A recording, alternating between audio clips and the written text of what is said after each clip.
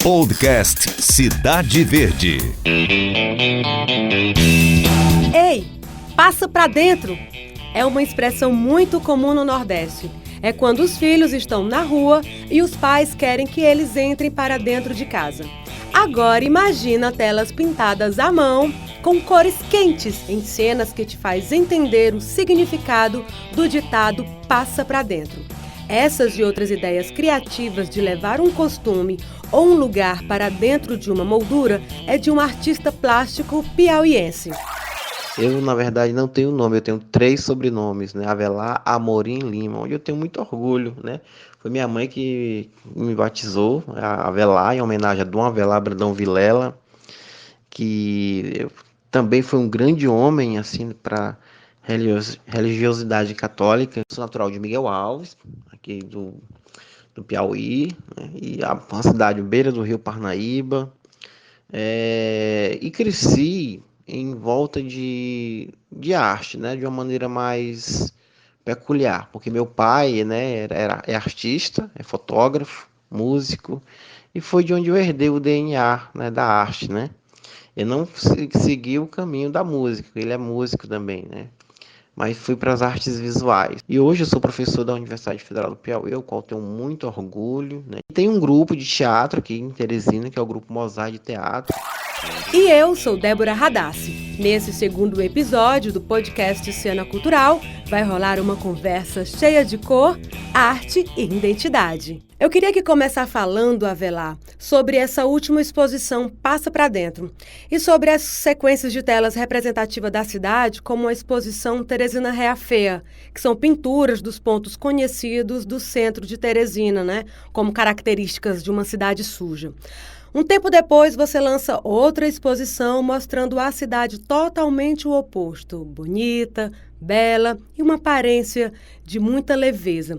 Que mensagem você quis passar mostrando Teresina nessas duas vertentes e em momentos diferentes? Sobre a exposição Passa Pra Dentro, que essa foi a minha última exposição realizada esse ano, eu não posso deixar de falar, aliás, não posso falar nela antes de falar na exposição Teresina Reafeia, né? Os temas que eu escolho para a exposição, né, são temas que remetem já ao nosso piauiês. Então, é uma coisa também que pega, assim, de imediato, as pessoas gostam, porque se familiarizam, né? Teresina Reafeia, inclusive foi bem aceito pela cidade, apesar de que no início aconteceram algumas críticas, inclusive de alguns órgãos de mídia ou de imprensa que acharam estranho, que não era um nome comum uma exposição com esse nome, Teresina Reafeia. Deu a entender, a priori, antes de conhecer os trabalhos, que eu estava falando mal da cidade, ou xingando a cidade, ou dizendo que a cidade era feia, né? E foi totalmente o contrário, né? Eu fiz uma exposição em homenagem à cidade de Teresina. Olha só, um Miguel Alvense homenageando uma cidade que nem é dele, que ele nem nasceu, mas que eu me sinto teresinense também, já, né?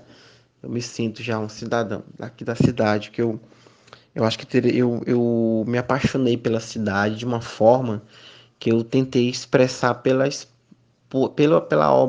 obras dessa exposição, né? Só que eu não fiz essa exposição sozinho, eu fiz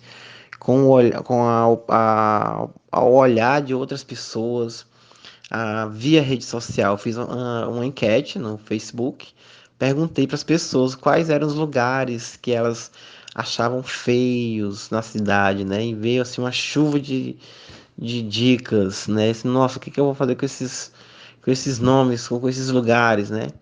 E aí eu comecei a pintar esses lugares mais votados, né? Como o Troca-Troca, a rodoviária, né? Até esgoto próximo do shopping, falaram. E aí eu comecei a pintar todos esses lugares com aquarela, né?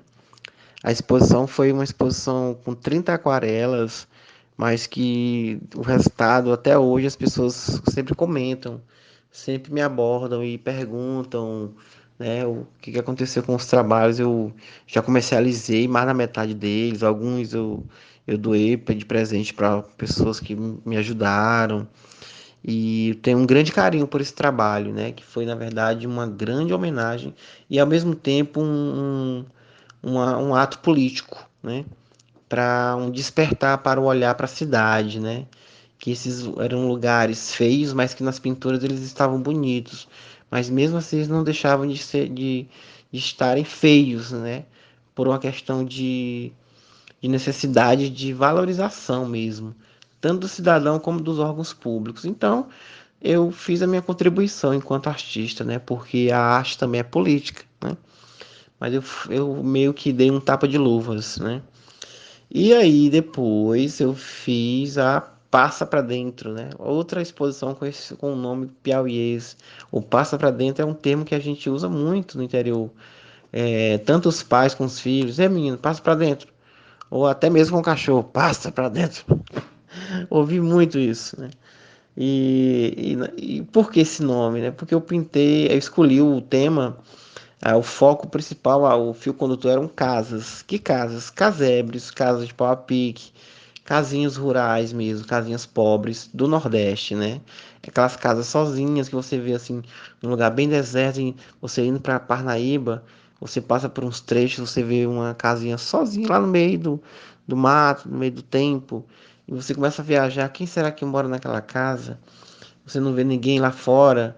Ou será que tem alguém ali? Ou como é que essa pessoa vive distante de tudo, né? Então, eu sempre penso assim quando eu passo por essas estradas. E aí foi o que me motivou a pintar esses diversos modelos de casa, a mais pobre, a mais sofisticada, dentro dos padrões nordestinos, né? E deu certo, né? Porque eu acho que eu dialoguei consegui dialogar com essa familiaridade nossa mesmo do Nordeste. E de onde vem a inspiração e a paixão pelas artes plásticas? Essa minha paixão pelas artes visuais ou artes plásticas, né, que eu acredito que não seja algo mecânico, assim, como um robô apertar e vai sair arte, não. Eu acredito que está na minha alma mesmo. Eu acredito muito em alma, né, e na intuição, né. Acho que todo artista tem que ter intuição, e eu acho que eu tenho a intuição muito aguçada, né? Eu também percebo que a minha criatividade ela é latente, né? Eu acho que o artista tem sempre que ter um leque de opções, de ideias. Não deu certo assim, vai dar certo assado, né? E eu desde criança, eu sempre tive uma infância muito lúdica, mas não de brinquedos desses é, industrializados, mas de brincar mesmo, de carro de lata, de brincar na rua com os colegas, de subir árvore, né? Então eu tive essa oportunidade que muitas crianças hoje não têm. Eu acredito que isso contribui muito com o resultado do meu trabalho hoje, né? E olha que eu brincava de circo, né? Brincava de circo, brincava de fazer boom, meu boi, tudo que eu via, eu queria imitar, né? Se eu assistia um espetáculo de circo, no outro dia eu queria brincar de circo no quintal da minha casa. Então, eu acho que ali já estava o teatro, já estava o ator nascendo, e tudo eu desenhava, né? Tudo eu queria representar no papel. No jardim de infância eu já era aquele menino que gostava de desenhar aquilo que acontecia no cotidiano, né? E isso chamava a atenção das professoras, dos colegas e dos familiares, né? E eu acho que isso ficou até hoje. Então, acho que o meu trabalho ele não é nada muito abstrato. Ele acho que ele é mais para o expressionista figurativo. Então, eu gosto de representar algo que dialogue de uma maneira mais fácil e mais agradável com, com quem segue meu trabalho, com quem gosta, ou quem aprecia. Então, eu acho que essa inspiração, ela surge primeiramente dessa vontade de fazer. Eu estou sempre com vontade de fazer. E eu acredito que se eu não fizer, ou se eu não fizesse arte, a minha vida não teria nenhum sentido, né? Eu não consigo passar uma semana sem fazer algo relacionado à arte. Eu acho que isso que me motiva a viver sempre com intensidade, né? E querer viver. Então, é por aí. Pode-se dizer que seu trabalho tem características expressionistas nordestinas e o que te atrai para a criação dessas telas? O meu trabalho, ele não segue uma linha única, né, de, de expressividade, né? Eu não posso dizer que eu sou só um artista expressionista ou que eu sou só um artista figurativista, não. Eu gosto de passear, né, por várias linguagens ou por vários temas, né? E se eu quiser fazer um trabalho abstrato, eu faço. Se eu quiser fazer um rosto, eu faço. Se eu quiser fazer uma paisagem, eu faço. E olha que isso também tem os preconceitos, né? Até na arte tem rola muitos preconceitos. Tem gente que tem preconceito com artista que pinta flor. Nem por isso eu deixo de pintar flor. Tem gente que tem preconceito com artista que pinta paisagens. Nem por isso eu vou deixar de pintar as paisagens. Então eu evito não me contaminar com esses preconceitos e procuro sempre ficar à vontade, entendeu? Então quanto mais eu trabalho com a vontade, eu acredito mais no que eu faço, né? E quando você faz aquilo acreditando, eu acho que ele funciona bastante, entendeu? Até uma simples flor pintada, né? Então, fora que a gente sempre carrega nas nossas raízes, né, a nossa identidade, né? Então, eu acredito que pelo fato de eu vir do interior, de eu ter convivido com a natureza, né, isso ficou enraizado, né? E quando eu comecei a pintar, eu comecei por aí mesmo, eu comecei a retratar cenas nordestinas, e depois eu comecei a pintar personagens. Então, minha primeira exposição individual foi em 2003, né? Foi em 2003. Eu pintei, fiz uma exposição intitulada Noivas. Mas eram noivas, não era noiva, essa noiva elitizada, eram noivas do interior. Era noiva das noivas mais pobres que você puder imaginar. A noiva que casava na igreja e ia num pau de arara para comemorar o casamento na casa de palha no interior. Ou uma noiva já da terceira idade, entendeu? Então, e tudo isso eu via lá quando era criança, quando meu pai ia fotografar os casamentos. Então, é uma bagagem que eu tenho guardado, né? Nordestina mesmo, raiz, e eu retratei. Eu comecei por aí, pelas temáticas nordestinas. Depois eu comecei a passear por outras temáticas, passei pelo abstrato, e outra temática que também causou um certo impacto aqui na cidade foi quando eu comecei a explorar o erotismo, que é um tema que me encanta bastante. Gosto muito de trabalhar a arte erótica. Quando eu fiz a exposição Saliências, o nome da exposição era esse, Saliências. E aí depois eu volto de novo para as paisagens, né? Muito tempo depois, aí eu venho, faço uma exposição homenageando Teresina. Já fiz exposição homenageando a minha cidade, Miguel Alves, né? Há 2 anos atrás eu fiz uma exposição muito bonita, é, homenageando a minha cidade, né? Miguel Alves. E assim, e agora, essa última foi a Passa para Dentro, que eu trouxe também novamente a temática nordestina. Então é uma coisa que está muito enraizada, eu acho que eu não posso negar jamais, né, as minhas raízes. E eu tento casar com o meu trabalho enquanto artista plástico. Avelar, eu quero que fale sobre dois pontos instigantes que você acabou de dizer. O primeiro é sobre o porquê do preconceito de pintar flores. Não é uma técnica? E o outro ponto é, você é um artista que passa por muitas técnicas, que vai de paisagens da natureza a pessoas e cenários urbanos.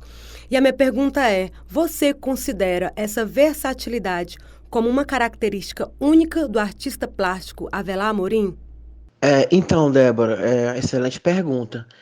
Eu acredito muito na identidade, né? O que é a identidade do artista? É quando ele tem a segurança ou a tranquilidade de repente passear por qualquer tema, ou flores, ou paisagens, mas ele faz dentro de uma técnica que ele aprendeu Mas essa técnica, do jeito que ele aprendeu, sumiu e ele já faz do jeito dele, entendeu? Ele usa a técnica que ele aprendeu, mas de uma forma dele.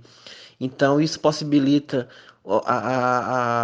qualquer trabalho que ele fizer. Quem conhece já o trabalho desse artista vai saber: olha, esse trabalho é do Avelar, porque ele pinta desse jeito, ele faz os trabalhos dele de diversos temas, mas sempre tem uma coisa que é dele.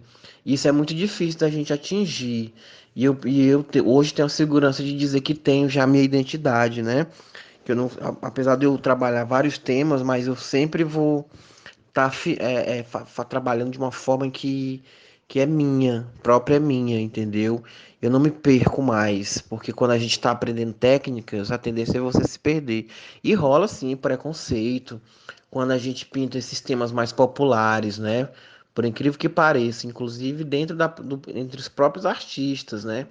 Artista que olha para o trabalho do outro e diz: ah, esse trabalho é pequeno porque é um trabalho figurativo, é florzinha. E eu aprendi lá num curso de artes, quando eu estava fazendo minha graduação, um professor, inclusive, foi assim, um dos meus mentores no caminho das artes, o professor Paulo de Tarso Libório. Ele deu uma aula sobre essa questão da estética na arte, né? E ele disse que o povo gosta mesmo é disso, de flor, de paisagem. É uma linguagem mais fácil que encanta, inevitavelmente, né? Quando o artista começa a viajar demais dentro de um conceito, ele termina segregando um público, né, para o trabalho dele. Eu acho que isso tem um lado bom e um lado ruim. Eu acho que o artista ele tem que fazer um trabalho, não que ele tenha, mas eu acho que é bacana ele fazer um trabalho em que ele consiga um número, ou nem tanto número, mas ele consiga atingir uma gama grande de olhares, né? Então eu acho que isso é muito importante para o artista, né? Para ele também não se prender só com a técnica, ele caminhar dentro da sua própria identidade. Então acho que é por aí. Nas pinturas de pessoas que você deixa firme e bem evidente as expressões faciais e corporais, isso tem a ver também com a sua experiência no teatro? As pessoas que eu pinto, elas são pessoas que são, ao mesmo tempo, parecem caricaturas. Algumas são bizarras, são estranhas, são exageradas, né? Eu tive fases em que eu gostava de pintar muito mulheres com a expressividade assim, bem nordestina mesmo. Essas mulheres que você vê pegando um caminhão, pau de arara. Eu via muito essas mulheres, né? Mulheres consideradas feias, né? Do quadril largo, da bocona grande, né? Então, que foge o padrão de beleza imposto pela sociedade. Então, eu tento trazer justamente isso. Na verdade, são personagens. Aí entra o meu lado ator, né? De pesquisa enquanto ator, trazendo para o imagístico das minhas pinturas, né? Aí passei por uma época em que eu pintei uma série muito de prostitutas. Eu me encantava muito as prostitutas, inclusive do centro da cidade, quando eu passava ali pela Paissandu, aquelas mulheres nas calçadas e eu olhava para elas e tudo aquilo ali serviu de inspiração para mim. Eu gosto muito de ver gente na rua, no mercado, né? Gente estranha, né? E que é o que eu gosto de representar, né? E essas pessoas são essas pessoas que eu crio, né? Somando à bagagem do que eu já vi. Então, e nesse ponto, o teatro é que me fortalece, né? Esse arquivo. Qual a sua inspiração, Avelar?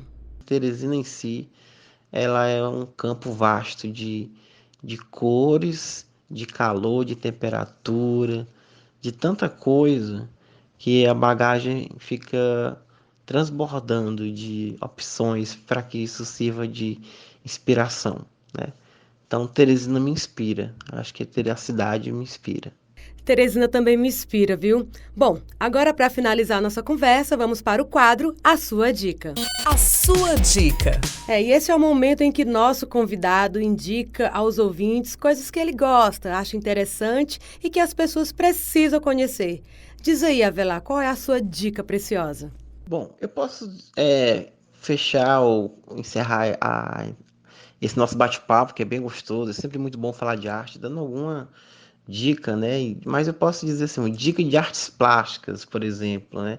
A dica que eu tenho é que vocês conheçam, vocês que estão nos ouvindo, conheçam mais os espaços de cultura da cidade, né? Visitar o Museu do Piauí, por exemplo, que está sempre com exposições, tanto permanentes do acervo, como de outros artistas que estão expondo, vez por outras, ou conhecer a Casa da Cultura, né? E tentar conhecer os nossos artistas aqui do Piauí.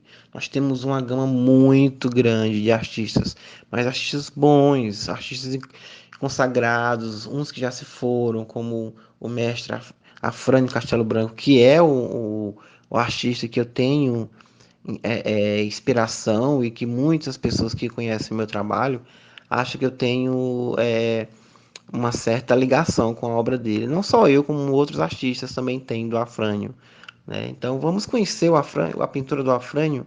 Que tal conhecer? Essa é a dica que eu dou para você. E é com essa dica maravilhosa que encerramos mais um episódio do podcast Cena Cultural, numa conversa agradável com o artista plástico, mestre em antropologia, professor da Universidade Federal do Piauí, ator e um querido Avelar Amorim. Nessa edição, contamos com a colaboração de Glenda Uchoa e Demir Júnior. Vou ficando por aqui e até o próximo episódio. Tchau, tchau! Podcast Cidade Verde.